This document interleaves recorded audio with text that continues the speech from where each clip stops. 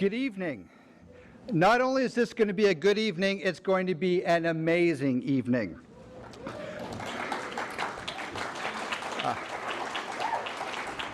My name is Paul Lomick, and on behalf of the Ontario Bar Association and the Law Society of Upper Canada, our most gracious host and partner in this event, it is my pleasure and my honor to welcome you all to the annual SOGIC Law Society annual Pride event. Because this is a special year for Pride in Toronto, we have kicked it up a notch, and we have an incredible program for you today and an amazing party after. We have the incredible Anne-Marie MacDonald, an amazing documentary.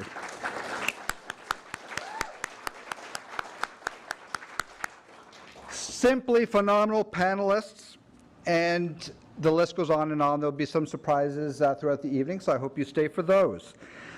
You have so many choices this month. Toronto is an incredible city to celebrate Pride and to show your pride, and we're so excited that you have decided to come here today and show your pride and celebrate Pride with us today. And also thank you to members of the public. What we're very excited about is this is not only open to members of the bar, but it's open to members of the public, and we welcome you and we embrace you, and we are glad that you are here. It is also my absolute pleasure to introduce to you Thomas Conway, the Treasurer of the Law Society. Treasurer Conway is the leader of our profession. The Treasurer is the highest elected office of the Law Society, which regulates lawyers and paralegals in Ontario in the interest of the public. Treasurer Conway was first elected a bencher in 2007 and re-elected in 2011, and has held several high-profile posts within the Law Society that has changed Ontario and the legal profession for the better, and we're so excited for his contribution. For example, he was the chair of the Professional Development and Competence Committee, co-chair of the Retention of Women and Private Practice, that did critical and important work. And also, those of you that are newer to the bar, you know that the Articling Task Force was absolutely critical, and we thank Treasurer Conway for his contributions. He is currently Vice President and the President-elect of the Federation of Law Societies in Canada, and he has been a board member of Library Co. and a member of the Ontario Bar Association Council. There are so many accomplishments that Treasurer Conway has, but my favorite one, and you always pick a favorite, my favorite one is that he was voted the top 25 most influential in the justice system and in the legal profession by Canadian Lawyer magazine in 2013, and this was in the change maker category, one of the toughest categories, and we are so thrilled and honored that Treasurer Conway is here today. So thank you so much, and we look forward to your comments. Thank you.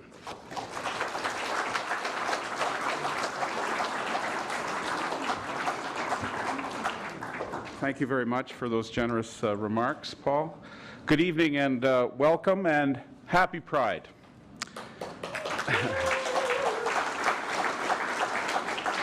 Before I begin my brief remarks, I would like to acknowledge the Mississaugas of the New Credit, who claim as their traditional lands this site where the Law Society was built. Je reconnais les Mississaugas du New Credit qui revendiquent comme leur terre ancestrale le présent site où le barreau a été bâti. As Treasurer of the Law Society, I'm delighted to welcome you to our annual Pride event in celebration of the LGBTQ community. Je vous souhaite la bienvenue à notre célébration annuelle de la fierté gay. Le barreau est fier de présenter cette activité dans le cadre de son engagement continu à promouvoir l'égalité et la diversité dans la profession juridique. Throughout the year, the Law Society's Equity Initiatives Department organizes a series of symposiums and public education programs with various legal community partners that focus on equality issues. The purpose of these programs is to create dialogue between the public and the legal professions relating to the rights and needs of equality-seeking communities. I'd like to thank the Sexual Orientation and Gender Identity section of the Ontario Bar Association, or SOGIC as it's called, for the partnering with the Law Society in the planning of today's program. This is our 17th edition of the Law Society SOGIC Pride event, and together we have worked diligently for the inclusion of LGBTQ lawyers in the legal profession. Next week, my term as treasurer is coming to an end. It says here, pause for applause.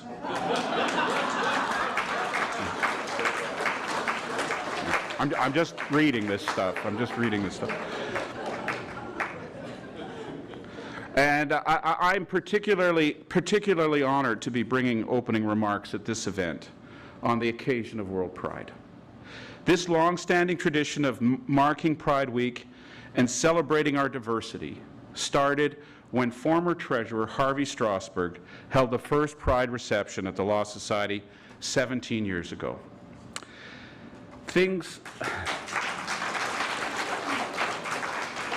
And just think about it, things were very different 17 years ago, and Canada has come a long way since then, and I can't think of a better occasion to celebrate marriage equality, a society that has become more accepting and inclusive, and the recent election of Ontario's first democratically elected out woman premier. So we obviously extend our congratulations to Premier Kathleen Wynne. But even though we have made progress, there is still more work to be done in advancing transgender rights and equal opportunities for all.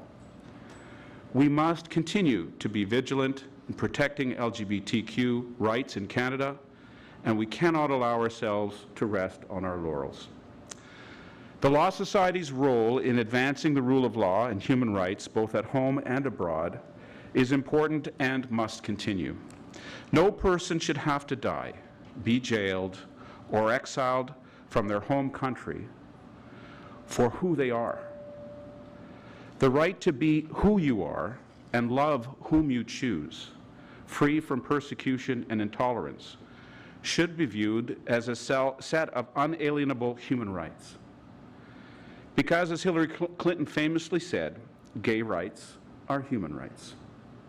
Hard-fought battles have been won in Canada on the shoulders of those who refused to be silent and would not accept oppression or the threat of violence.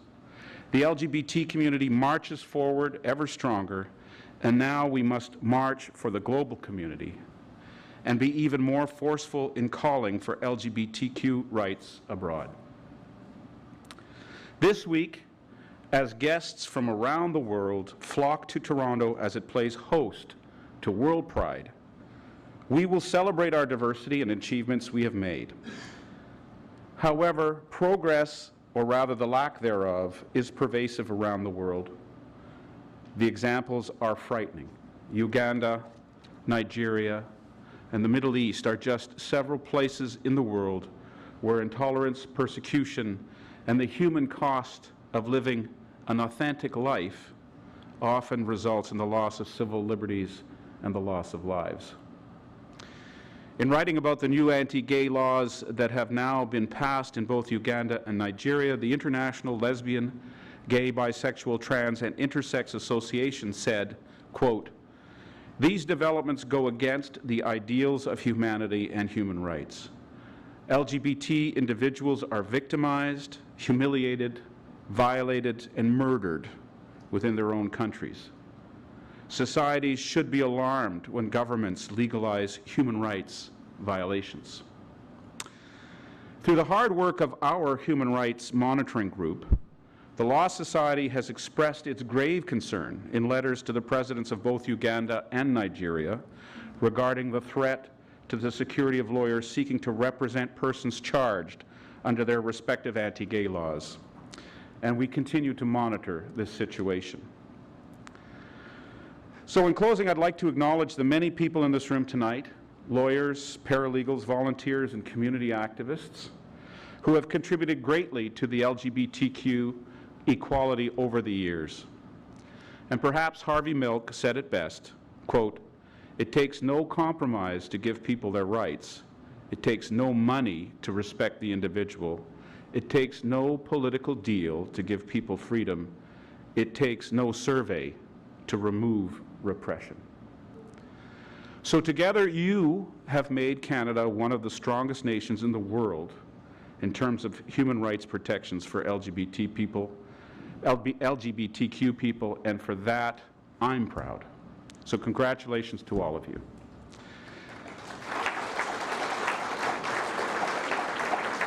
And finally, I must say how delighted I am to introduce Anne-Marie MacDonald, and I'm one of her biggest fans.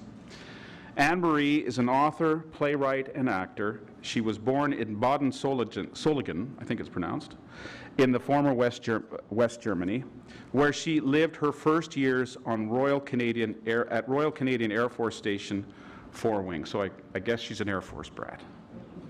In the early years, her family moved back to Canada, and the foundation for her creativity and adventurous spirit was laid.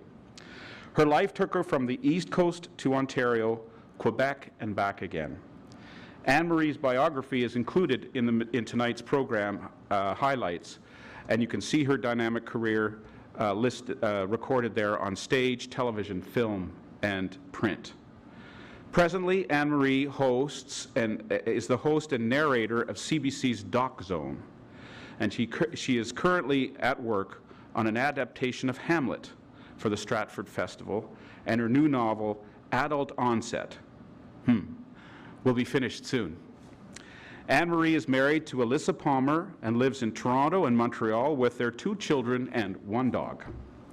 So we are so pleased that you could join us today, and we are looking forward to the screening of the documentary you narrated for CBC's Doc Zone, How We Got Gay.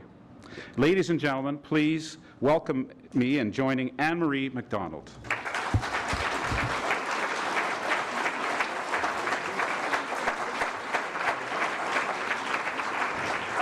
Thank you so much, Treasurer Conway, for your gracious words. I really appreciate it. I finished the book. It's really short. Yeah. I am going to actually start off by reading a couple of excerpts from the beginning of this book. And I also just want to say how proud and happy I am to be here. It's actually, I'm thrilled and honored to be addressing you today. It's really my privilege. Chapter 1. Dreams of an Everyday Housewife. In the midway of this, our mortal life, can you hear me? Okay. In the midway of this, our mortal life, Mary Rose McKinnon is at her cheerful kitchen table checking email. It is Monday. Her 2-year-old is busy driving a doll stroller into the baseboard, so she has a few minutes. Your 99 friends are waiting to join you on Facebook. She deletes it, flinches at another invitation to appear at a literary festival, skims her 5-year-old's newsletter online, and signs up to accompany his class to the Reptile Museum. She skips guiltily over unanswered messages and cute links sent by friends, including one from her brother that shows a fat woman whose naked torso looks like Homer Simpson's face, and is about to close it down when her laptop bings in time with the oven and the incoming email catches her eye. It is highlighted in queasy cyber yellow and bears a dialog box. Mail thinks this is junk. She eyes it gingerly, fearing a virus or another ad for Viagra. It is from some joker, as her father would say, with the address ladyfromhell@simpatico.ca, and in the subject box, some things really do get batter. A baking newsletter from a mad housewife? She bites and clicks. Hi, mister. Mom and I just watched the video entitled It Gets Better, and I thought I'd try out the new email to tell you how proud we are that you and Hillary are such good role models for young people who may be struggling against prejudice. Love, Dad. P.S. Hope this gets to you. Just got the email installed yesterday. I am now officially no longer a cyber sore. Off to surf the net now. Wow. She types, "Dear Dad, congratulations and welcome to the 21st century." No, that sounds sarcastic. Delete. "Welcome to the digital age. And thanks. It means a lot to me that you and Mum saw the video, and that it means a lot to you that..." She is proud that he is proud, and that he is proud, that Mum is proud, of whom Mary Rose is also proud. She does not like screens, convinced as she is they have some sort of neurologically hazing effect. She ought to write her father an actual card with an actual pen to let him know how much this means to her. She gets up and slides a tray of vine-ripened tomatoes into the oven to slow roast. They are from Israel. Is that wrong? Ow, ow. Careful, Maggie. "No," croons the child in reply. She returns to her table, its bright, non-toxic vinyl IKEA cloth obscured by bills and reminders for service calls she needs to book for the various internal organs of her house. "Dear Dad, It Gets Better is an online video project aimed at supporting lesbian, gay, bisexual, and transgendered youth in response to a recent spate of suicides and assaults. Healthy adults speak into the camera and share stories of how desperate they were when, as younger people, they suffered the hatred of their peers, their parents, and worst of all, themselves. Each story ends with the assurance that it gets better." Hillary watched it and cried. Mary Rose didn't need to watch the whole thing. She got the point, thought it was wonderful, etc. "It has been shown in schools, even some churches. Ordinary people the world over are watching it. There are even people in Russia and Iran watching it. But the evolutionary layers that led her parents, Dolly and Duncan McKinnon, to watch it constitute a sedimentary journey as unlikely as the emergence of intelligent life itself." At least that's how it strikes Mary Rose, for although things have been just fine, more than fine, wonderful, between her parents and her for years now, they weren't always. So she is all the more impressed that they are at their advanced age making connections between the daughter they love and an actual social issue. The cursor blinks. Of course, it would be Dad who would appreciate the socio-political importance of the video. He was always the rational one, the one who sat still and read books, the one who saw her intelligence shining like a beacon through the fog of her early school failures. What can she say that will encompass how grateful she is, how much she loves him? He isn't just her father, he was her savior. She has written this in cards to him in the past, but she can't have said it quite right because he never offers much indication that he has received them. She once asked him, "Did you get my note?"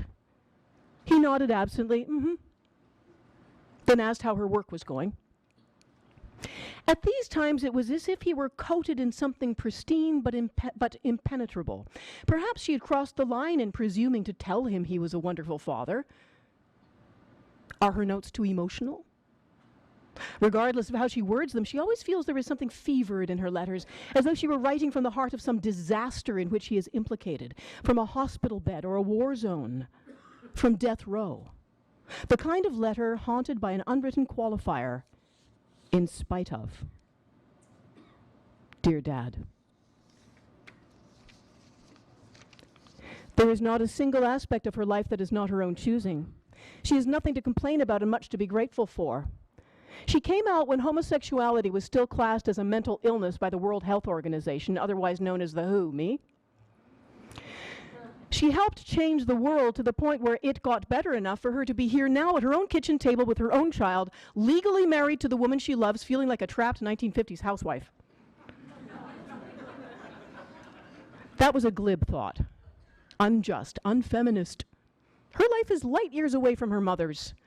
She never dreamt she would be married. She never expected to become a mother. She never imagined she would be a morning person, or drive a station wagon, or be capable of following printed instructions for an array of domestic contraptions that come with some assembly required. Up until now, the only thing she'd ever been able to assemble was a story.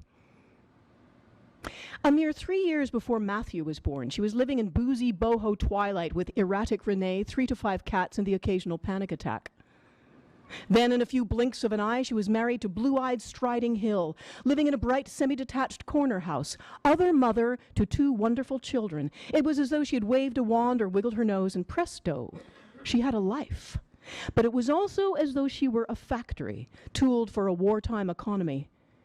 It was peacetime now, but she could not seem to find the switch to kill the turbines. So this is me now. 30 years ago, for real, not for fiction, on Pride Day, I was dancing on Church Street. It had been closed off, I think for the first time. I was wearing my best ripped jeans along with a vintage windbreaker of my dad's from the 50s. I was exhilarated, energized, outraged, overjoyed. I was drinking, I was flirting, I was proud. Not a single beer company had signed on. There were no booths. I don't know if it had even occurred to anyone to invite the mayor, but in any case, the city was still looking the other way and would do so until 1991. But in 1984, and can you all hear me still, or is this popping like mad? Is it okay? Yeah, okay. But in 1984, Pride was cheekily scheduled to coincide with Canada Day, and we didn't need anyone's approval. Earlier, during the parade up Yonge Street, I watched as the humble, remarkably unflamboyant P-flag contingent marched past. That's parents of and friends of lesbians and gays, in case anybody is too young to remember. I had tears in my eyes and rage in my throat. I, like so many others that day, I was exiled from my family of origin. I wish you had cancer, said my mother, frequently, among other curses. My father said it with silence and ice. I got used to being in exile. I eschewed the mainstream. I leapt into the rapids, got used to the treacherous tributaries, adrenal torrents, and grueling portages, to the point where I wouldn't even have known how to navigate the mainstream. Do not go gently into that mainstream. Rage, rage against the inclusion of your canoe team. I had grown up with neither the expectation nor the desire for marriage or children. In fact, I rejected both as patriarchal traps. I was not going to become someone's mother. When we adopted our first baby, one social worker explained to us that the open adoption movement had taken a leaf from what she called the Pride playbook. Don't hide, have pride. Open adoption itself was inherently queer, insisting as it did on coming out of the closet about how families are made and on the importance of children owning their own stories. In that moment, I witnessed queerness being employed as a helpful metaphor by a traditionally straight institution, namely adoption. It was like seeing a river change direction. So, okay, I was someone's mother. But I didn't need a paternalistic law rooted in the ownership of private property to validate my union with the woman I loved. We got married a week after the law came in. I remember where we were when we heard the news. Driving back from the East Coast with our baby in the infant car seat behind us in our station wagon. My mother said, God bless you and Elisa. You're wonderful mothers and a lovely couple. Frequently, among other blessings. So we eloped. My sister and brother-in-law happened to be in town, so we invited them to be our witnesses. We asked a dear friend, a husband and wife team, to meet us at City Hall, but didn't say why. My sister held the baby, and the 6 of us adults stepped into the elevator. It was crammed with middle-aged male couples in pressed chinos and button-down Oxford shirts open at the collar. Their elderly parents leaning on their arms, their eyes moist. When I pressed the button labeled Wedding Chapel, Elisa and my friend Louise burst into tears. My brother-in-law got choked up. My friend Rick blew his nose and hugged me. I smiled, dry-eyed, iguana-eyed. I was still in shock. It would last till sometime around last week. Happy anniversary, darling. The baby is now 11. She and her sister were in the back of the, well, we have another station wagon yesterday, and overheard that Elisa and I were talking about World Pride and the fact that I had to think of something to say to a bunch of lawyers. I was just going to go with that'll be $750 an hour plus HST, but the 11-year-old The 11-year-old said, "If you forget the past, it grows inside you." The distinguished intellectual George Santayana said, "Those who do not remember the past are doomed to repeat it." But I think my 11-year-old statement has the edge. Both, however, beg a few questions. How do you remember the past without holding a grudge? How do you assert your identity without, in turn, exiling others? How do you know the difference between privacy and silence? And the difference is crucial because silence equals death. When they were still babies and toddlers, we took both our children over to Church Street for Pride over those first few years. We photographed them in the arms of leathermen, drag queens, nuns on roller skates. And now, well, it's noisy and crowded, and, you know, I'm addressing the Law Society. And the premier is a married lesbian.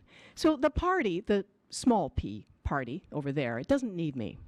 But I still wave the flag. I'm queer, which is my shorthand for LGBTTIQQ2SA, including without limiting the generality of the foregoing, notwithstanding anything to the contrary contained herein.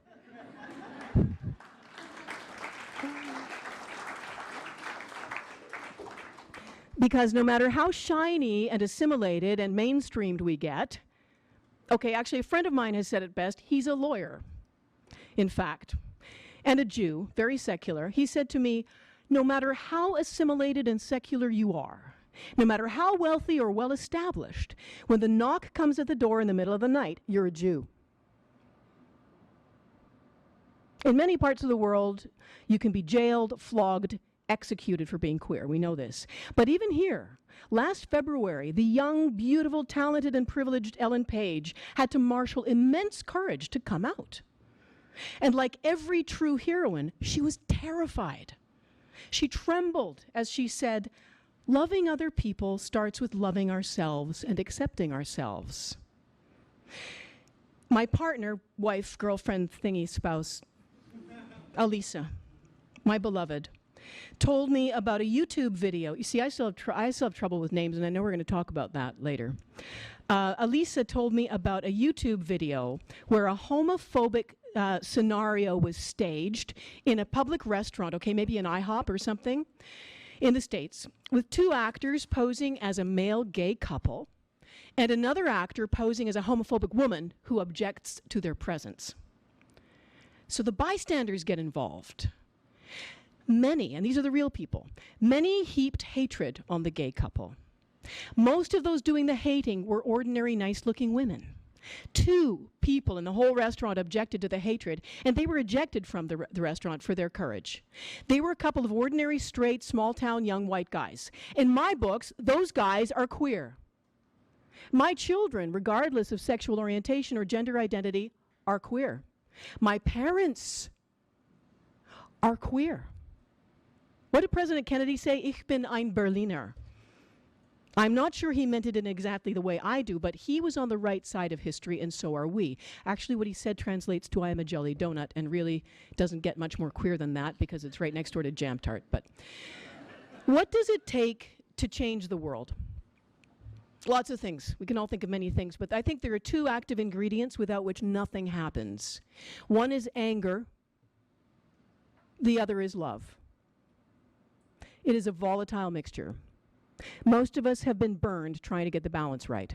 Many of us have been blown up. A few years ago, my father really did send me an email. "Hi, sweetie pie. We just watched the video entitled, 'It Gets Better.' This is a very good piece of work that should be shown in the schools and to youth groups. Mom and I are so proud of all you do professionally, but most of all, we just love you for yourself and for bringing Alisa and two beautiful granddaughters into our lives. Love, Mom and Dad." I was touched, yet oddly angered and swiftly guilty. But like Detective Columbo from the old 70s series who just can't let sleeping dogs lie, I knew there was something missing. The whole story. If you forget the past, it grows inside you. My past was locked inside me. growing like a tumor, ticking like a bomb, to mix a metaphor, but my editor's not here. My parents had their change of heart decades ago, but my heart had stayed locked in time. Opening a heart is not pretty, and you may die on the table. My past grew inside me, built up pressure, fumes from the wrong mix of love and anger, a formula for self-hatred that had outlasted the blessings, the babies, and the law. Rage that was a source of butch pride when directed at other drivers, at inanimate objects, of political pride when aimed at social injustice, rage by turns righteous and free-floating freelance rage, rage without portfolio, naked rage, without so much as a fig leaf of rectitude, chemical rage, directed at myself, directed at my partner. Then, one day, like a missile locking on a target, I watched as it moved a few degrees and aimed squarely at my children. Stop. Self-hatred doesn't just go away. It doesn't just always get better, not on its own. The past grows inside you. Will it be a tumor or a story that can be shared and spread out across the sky? And we need our stories. Remember who we are. Remember where we come from. Don't skip over anything. Celebrate, but never forget. I try every day to do the hard thing, the simple thing, which is to open my heart and change it. My mother said, "I wish you had cancer." My mother said, "God bless you and Elisa, you're wonderful mothers." There is a Roadrunner Wile E. Coyote-sized canyon between those statements, a gap. I fell into it and hit bottom when I found myself about to hit my child.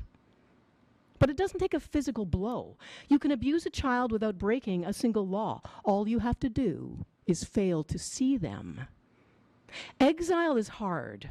Coming back from exile can be harder. But pride is symbolized by a rainbow, not just because it leads to Oz or a pot of gold, or even because it signifies diversity, but because it spans the sky and holds us all. I'm going to end off with one tiny little excerpt. Gigi is, well, you'll find out. She's a friend of a protagonist. Gigi is born and bred Toronto, a genuine St. Clair Avenue Italian. She called herself a dyke back when you could still get beaten up for it on Friday night. She called herself a dyke when you could be censured for it by lesbian feminists. She called herself a dyke when lesbian feminists reclaimed the word, and she still calls herself a dyke now that queer has rendered the term quaint. "We never thought we'd be able to get married," said Gigi. "We thought we were out in the cold, so we made the cold into a party. But cold is cold and family is family, and you guys are mine. I'm not a writer, I can't say it pretty." Unquote. What matters most is not what's over the rainbow, but who's under it. Thank you.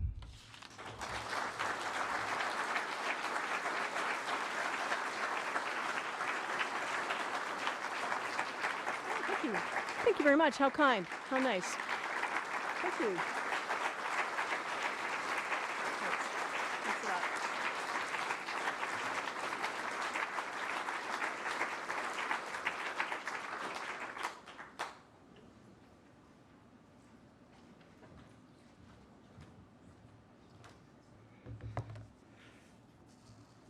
Thank you so much for that amazing, uplifting, and challenging keynote address. We are so deeply, deeply thankful that you have come here today. It was absolutely incredible. The next step, or the next part of our program, is the documentary, How We Got Gay, which is narrated by our amazing and fantastic keynote speaker. The film was, the filmmaker is Mark Daguerre. So the next step, on with the show, and through the magic of the Law Society, we were going to see the tree.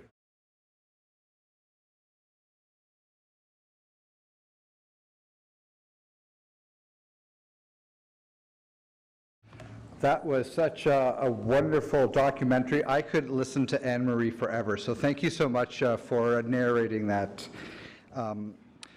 The next part of our program is an amazing and incredible panel inspired by the documentary.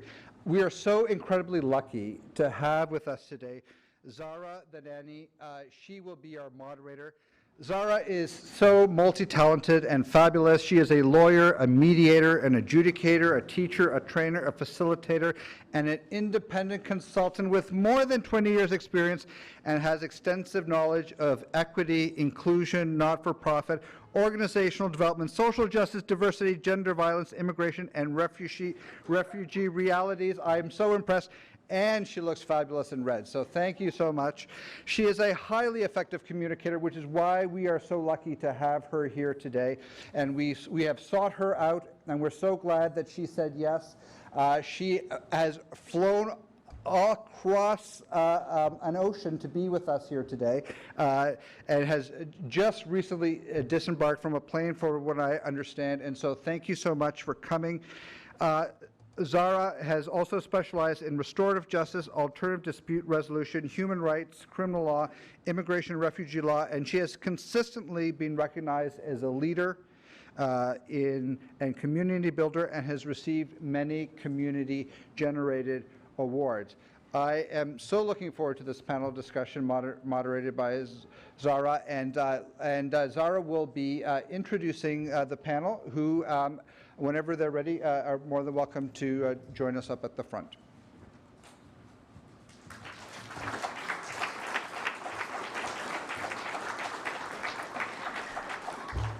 Yes, please, if the panelists could join us. And I think what we need to start with is a huge round of applause just for being in the Law Society when 20 years ago, talking about being out as a lawyer was completely impossible almost. So for the fact that we're here on the 18th anniversary of this event, for the fact that we now have a reality where LGBTQI people can get married, we have rights that protect us in different ways. I think we just need to celebrate all of these things, including that we've had a lesbian landslide in the province, and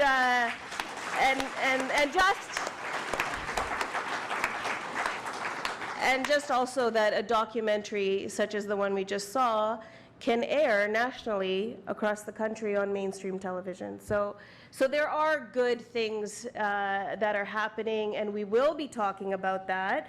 But I also want to, just say from the depth of my soul, thank you, Anne-Marie, for your comments, starting us off, bringing us into our hearts and our body around issues that we often talk about from a place of head and theory. Especially as lawyers or in the Law Society, we often talk about things at a distance. And everything that you said, as watching people, brought us right into our skin and bones. So thank you for that.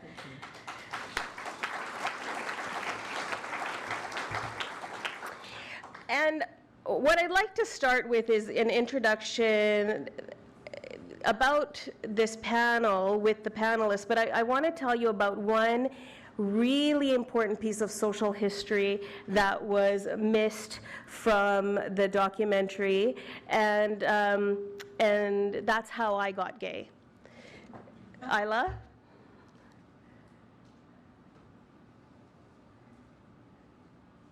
There's an image that's about to go up, and this image speaks to maybe thousands, no, hundreds of thousands, maybe millions of South Asian women across the world who got gay because of Rekha, who's a Bollywood actress, who for the love of Rekha, we all came out and we said we must live our truth and be authentically real.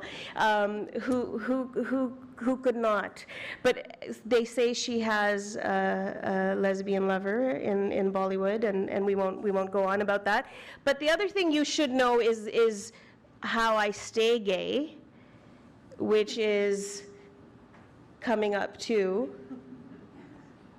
And I'm gonna embarrass my lover to all ends. I just want you to know a little personal piece about me, that's my partner Mariko, and who could refuse a woman with that kind of appetite? Okay, so I would introduce each panelist, but with the very important things that they've done. But you have that, you've read it. So let me just say a few personal but important things about each panelist. First, we have Ashu Ismail, who I have to say I met when I was 12 years old, or 13 was it, and we went out rabble-rousing in the Smiley community and were loud and proud. Not out yet, but definitely we made some waves, and then we lost paths, and 23 years later we meet about this panel, and we both got gay. Isn't that cool? Okay, but the important personal thing about her is that she has 2 children, Kira and Quentin, who she loves and adores, and they call her Mappa, which is a combination of Ma and Pa. Sweet, right? Sweet. Okay. All right. Okay, love that. Next, we have Angela Swan, who is besotted, completely madly in love, adores her 12 grandchildren. Who does that anymore? But anyway, 12 grandchildren who adore their grandmother, and she adores them, lives for them, and that's what she wanted to share with you. She has photographs willing to share at the reception. And then, of course, there's Anne-Marie MacDonald, who, if you haven't read Fall on Your Knees, do yourselves a favor, really. It's like one of my all-time favorite novels, but that's, again, about me. So about Anne-Marie MacDonald, you've heard a lot of things from what she shared in her earlier remarks. And the one important thing that you should know is, had she not committed her life totally to Alyssa, she would have dated me. Yeah, of course. Okay, that's not true. Okay, but she's lesbian. She's lesbian. She's Lebanese. That too. Yeah. Yeah. Yeah. How many people knew that she was Lebanese? Okay, one person, right? So I just told you something very important. Anyway, so this is our panel, who we don't actually have a ton of time to speak with. We have about 35 minutes. And what I thought we would do, since we were doing some storytelling through the movie and Anne-Marie's pieces, is that maybe we give everyone, each of the panelists, about 90 seconds to tell us your coming out story, or one of your coming out stories. And Ashu? Since I'm sitting here. Since you're sitting there, and I met you first, Yeah. why don't you start us off? I don't think it's any one moment in time that I came out. I should speak into the mic. I guess one important moment was when I had my brother come over to my house to dog sit while my girlfriend and I went on vacation, and nobody in my family knew I was gay, and I had 2 choices: hide the pictures or tell my brother. So I said to him on the phone, "Eve, there's one thing I have to tell you before you come." And he said, "What?" And I said, "I'm gay." And he said, "Ush, I knew that." I was like, "Why didn't you say anything? I was waiting for you." That was my brother. I think in the 90s at work, I came out slowly, but once I had my children and I was in law school, there was absolutely no choice. There was no choice that I made. I was gay and I was out the entire time. And when I started my practice of law in Barrie, I was out, and it was amazing. I haven't come across any issue, that at least that I was aware of, about who I was in my practice. And I've loved every moment of it. And I think it is because of all the work that all the people have done that preceded us, the coattails that I ride upon. There are lawyers in this room that you're sitting with that have actually gone to the Supreme Court of Canada, or that have gone through various tribunals to protect our rights, to say that we have those rights and we are human beings. And I thank them all for helping me and making my life coming out that much easier. Cynthia, Doug, please stand up. That's your moment. Oh, come on.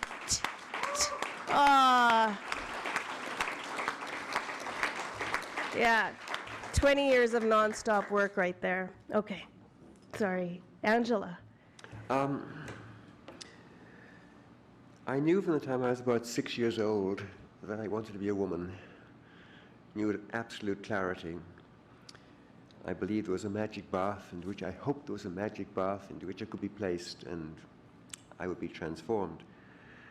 Growing up in west of Ireland, going to a boys' boarding school was not the most encouraging place to discuss these things. And in fact, I told nobody till I was in my 40s. I'm now 75. I told a psychiatrist, and with his help, I managed to survive a rather dreadful depression. I've been married, wonderful wives. And I suppose that my actual coming out was rather slow. My wife, my last wife, who died 9 years ago, I told her when I first met that I wanted to be a woman, and her response was characteristic and rather wonderful. She jumped up from the table and embraced me, and we got married, and she knew. Then she died, very tragically, of cancer. When she died, I said to myself, why am I waiting any longer? But before I did that, I've got 4 children. My son has 5 children, which gives me a good start on the 12 grandchildren. I went to see my children. 2 live in the UK and 2 live in Toronto, and to say what I was going to do. I took them, I don't think really by surprise. Certainly my daughter-in-law was wonderfully supportive. My son was supportive. My 3 daughters were very supportive. The one son-in-law I had at that time was a bit taken aback, but became very supportive. And then, after that, I had been for some time wearing, I call them kind of androgynous clothes. You can buy great jackets from LL Bean and Land's End.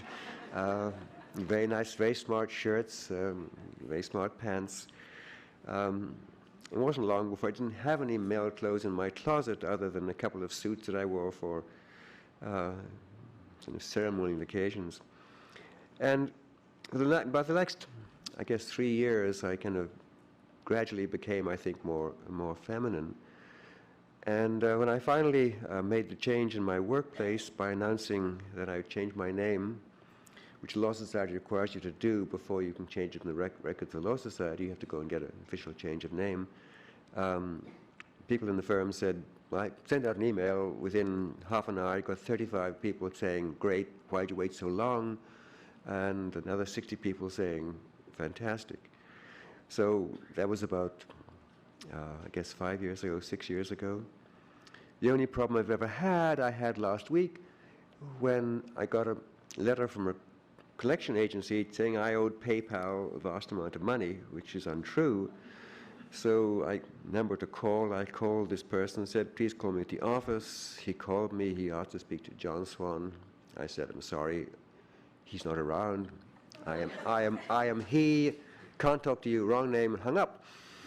What I do now, I'm not quite sure. I mean, don't quite know how to deal with this if you won't talk to me. In any case, I've now reached a point in my life of happiness and contentment I didn't believe possible. I wake up in the middle of the night and got to pinch myself to realize that I'm not dreaming, because it's like a place that I never imagined I could ever be.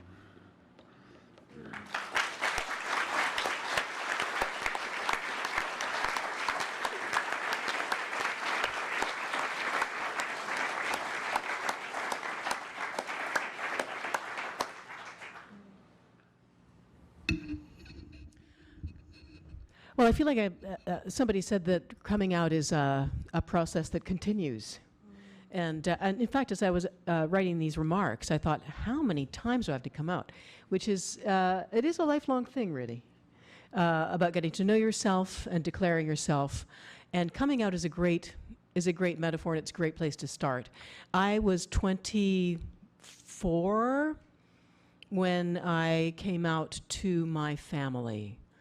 And In fact, my mother had been questioning one of my older sisters, and rather than in the great family tradition, why would you pose a question to the person who's in a position to answer it? So she kept asking one of my sisters, and my sister finally said, "The writing's on the wall. You got to read it. Just read it." And that was alarming because I had no idea that this conversation had occurred. And then I got a really scary phone call from my mother, and I got a registered letter from my father. Registered letter. Oh, it was terrifying. And that's where it started. And there was literally, I do also remember coming out to a friend, in fact. That was something I did on my own terms. So I really felt like I came out to this friend who is still a very close friend, and a straight friend. And that I remember because I was in my little basement apartment, and I told her that I had to share something with her. Well, you didn't say share in those days. I got to tell you something. I'm gay, I think I said, because that was the easiest word for me to say. The word lesbian was a really hard word for me to say. So gay, clean, good, simple. And so I said that. And she was not surprised. But as I spoke the words, I was trembling. I was sweating. I was trembling. My heart was racing. I felt sick. I felt absolutely overwhelmed. And yet this was my friend. And it was okay. So it's a long arc, right? And it was so much easier to be brave and loud and public than it was to be private and intimate with the truth. So I think of that at my own little kitchen table with my friend, who's still my dear, dear friend, as a real coming out. Well, and as you're speaking, what's coming to me is, where are we going with coming out or getting gay? You know, it was mentioned in the documentary around, do we really want to be part of the military and blow people up? Do we really want to... I was part of the military. Oh. Yeah, I was. Well, I'm sorry, I can't date you now. No, just kidding. Okay, anyways, I will stop that. But I do love you. But Anne-Marie, you talked about how marriage to you for the longest time was this bastion of patriarchy, and yet you ended up getting married, right? Where are we going with the amassing of rights? How mainstream do we need to be? Or is that even a question worthy of asking? So if any of you have thoughts on that. You go. I mean, I was very moved by the movie we just saw, in part because, of course, my own life has been very different. But I think the bottom line has to be simply that, as it was said there, it's a question of human rights and just treating each person as an individual entitled to do within, the law what he or she wants to do. I mean, the opposition to gay marriage I find quite bizarre. I'll tell you a little story about that. My mother, I never told my mother because she was 98 when I finally made the transition. She didn't need to know what her son had done, so, and she died at 99. So, but some years before, my wife had gone to visit her in Vancouver, and Mother always believed in having a topic of conversation to get her guests going. So Nancy came with some cold cuts and things, and Mother greeted her, and she sat down. Mother said, "Now, what do you think of same-sex marriage?" And Mother was 95 at that time, something like that. So Nancy said, "May as well go for it." And she told Mother the reasons why same-sex marriage was important. Mother said, "I agree with you. That's a good idea." So my mother was one of these, I use this term carefully and deliberately, she was a fundamentalist Christian in the sense that she believed in the golden rule. That's all she believed in. You treat other people as you'd like to be treated yourself. She had no time for sex. She had no time for dogma. But that's it. Got a little poem. My mother was full of little poems, and I inherited a lot of them. And there's one that I remember I used at U of T once in a class when a student had come out as gay at the student dinner. And the poem goes like this. It really doesn't apply, except the word is there.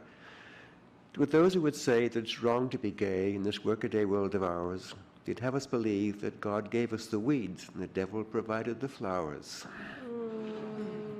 So I just think that we shouldn't kind of just focus on the person, just focus on each of us. I can't personally speak after that, but if either of you had something to share based on the question.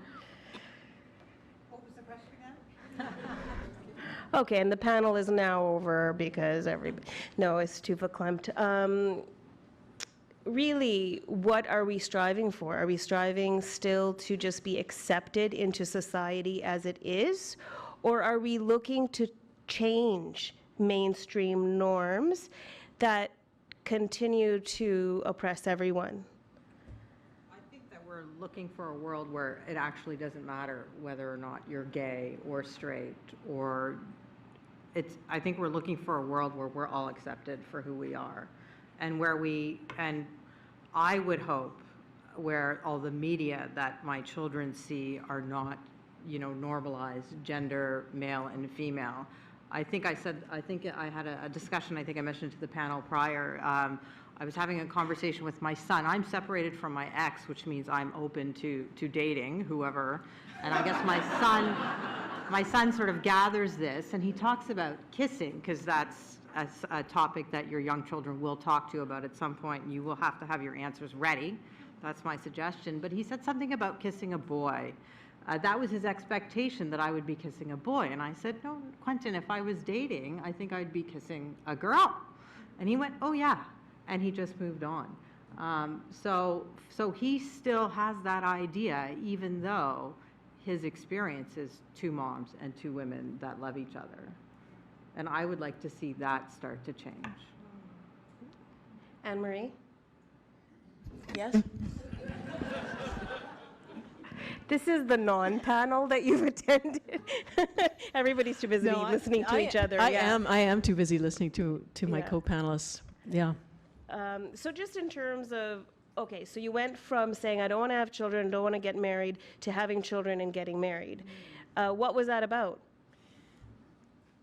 Well, well, first of all, I love my wife. I'm in love, and I love my children. And you see, when I met Elisa and I fell in love with her, and we got together, it really did feel very natural and inevitable that we would have children. And that was the first time in my life I had felt that way, that it really did feel like part and parcel of our relationship. And that's not true for every relationship. It doesn't need to be. But it certainly took me by surprise. And I realized that perhaps what I had thought I wanted had been, in fact, informed by what I knew I couldn't have. And when I found out that I could have it, I discovered that, yeah, I did want it. So and that was a kind of coming out to myself. I really never expected to be anybody's mother. And that's mostly who I am now. And that's a surprise, and that's a kind of coming out. So I really appreciated the gentleman who made the remark about, I don't want to get married, I don't want to, join the military. But we actually have to level the entire playing field. And part of that entails a loss. There's a loss of a kind of a countercultural identity, an outlaw status, the fun, the sense that we all, we're really on the right side of everything. Oh, well, wait a second. I can't make as many assumptions simply because it's Pride Day and we're all here. There's going to actually be more diversity. And there will be a certain degree of romantic, there'll be a degree of nostalgia, right?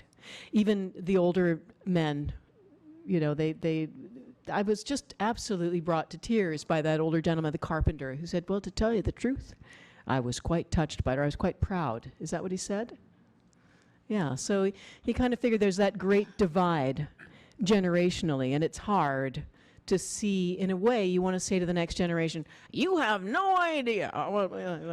You can't do that. it kind of skips a generation. You know, there's the generation who went to war and their kids don't want to hear about it, but the grandchildren want to hear about it. And there is a legacy, and it does get passed on. But it really, really is important to say, yeah, we did this. You better remember it, because you don't want to lose these rights. But at the same time, go and be queer, gay, etc., in the way that is meaningful to you, and live your life. I mean, isn't that the whole point, is the diversity?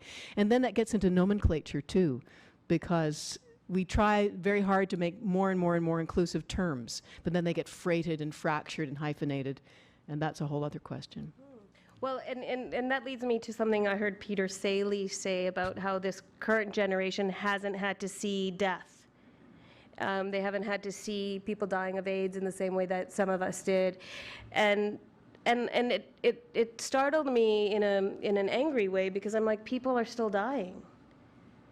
You know, there's so many, like you go up to Timmins, and, you know, youth in really rural or remote places who just can't come out, so choose death. Or kids, the number of youth suicides, as you mentioned in your talk, in high schools. There's a temptation to say that young people have it easier.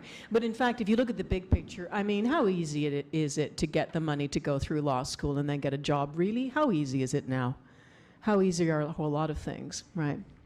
So I'm getting the wrap it up kind of, and I feel like we've just started, and maybe this is a good place for everyone to kind of say, okay, at the reception, we're just going to keep talking. Lots of questions have been opened up, and please use that reception time to ask questions and to talk about these issues, and not just what you did over the weekend, which is important because I was in Italy, so do ask me about that. But in terms of wrapping it up, let's leave it at, for each panelist, what do you think is one of the most important issues that we need to keep working on as we continue to get gay? What is a piece of work that you would like to see people do moving forward? I think that there are still minds that need to be changed. I mean, we just had the Trinity Western University issue come up. Thankfully, in Ontario, this university will not be able to have accredited lawyers in Ontario. But when you look at the amount of people that spoke on behalf of the right to leave homosexual relationships out of a school, the number of people that supported it, that tells me that there are a lot of minds to change in Ontario and across Canada. And I think that we do that by doing this and being who we are. Let me disagree with Aisha very much, Ashu, because I think it's no business at all of the Law Society what the students at Trinity Western believe. They're entitled to believe the earth is flat. Many universities in the US teach creationism. We don't deny them the right to have the students approach professions. Yes, it is sad that people do that, but we've made extraordinary progress, and the rapidity with which, for example, same-sex marriages have been accepted both in this country and in the States is quite extraordinary. Who would have believed that 20 years ago? And I think that we build on the goodwill that I think is there. I mean, for me, I don't think I was ever particularly frightening, but the acceptance of the Law Society, the profession, my firm, has been unbelievable. It's absolutely extraordinary, and so I think that the future is a lot less dark than you might think, and I think that we just have to keep working at it, and it will happen. Anne-Marie? I guess I would really focus on kids, young people, high school kids especially, well, and younger, and not take for granted that our great gains are filtering right through the system and everyday life for everyday kids in all parts of, well, the world, but certainly in our own community, in our own country. not to take for granted that there aren't tremendous pressures being brought to bear on kids who would seem outwardly very well adjusted, etc.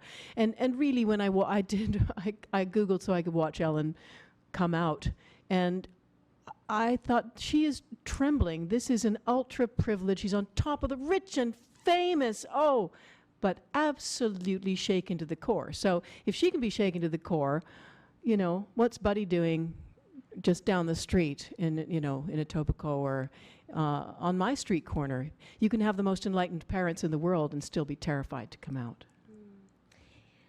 Thank you. And before we wrap up, let me ask you as an audience to just take a second, maybe 30 seconds, to think about what you're left with. And maybe one word that could describe something that you think we need to move forward, whether it's an issue, whether it's a feeling, whether it's a thought. And I'm going to ask you to share that from your seat. One word. And not all at once, I'll just kind of gesture. And we can kind of end with your thoughts, because we didn't have time for a question and answer.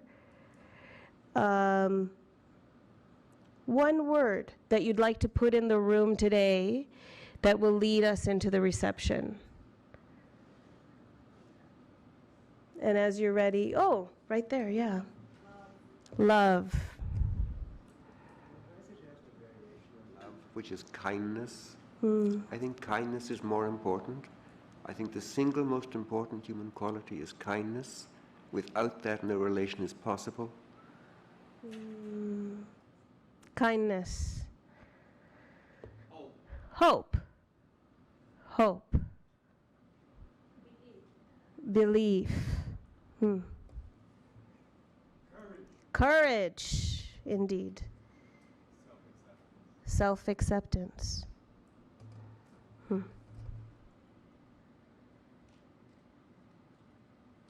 Has it been said? Is that what I'm seeing? Lesbian honest? I know, I heard you. Let's be honest. Honesty. Honesty.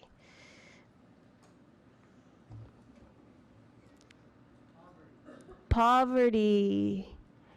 Poverty. I'm going to say that no, I'll just say it one more time. Poverty. Opening minds, open-mindedness. Open-mindedness. Leadership. Leadership. 3 more and then we'll wrap up.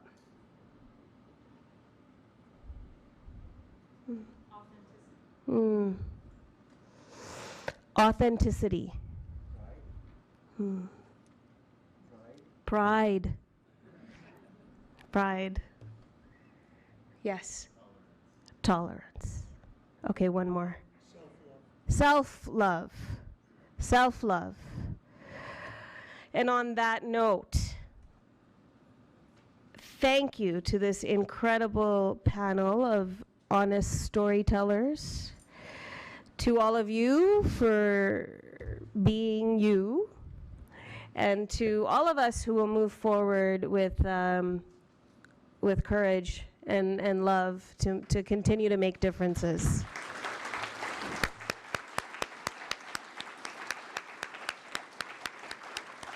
And upstairs is the reception, and there's really good food. Don't miss the food. Okay. Paul?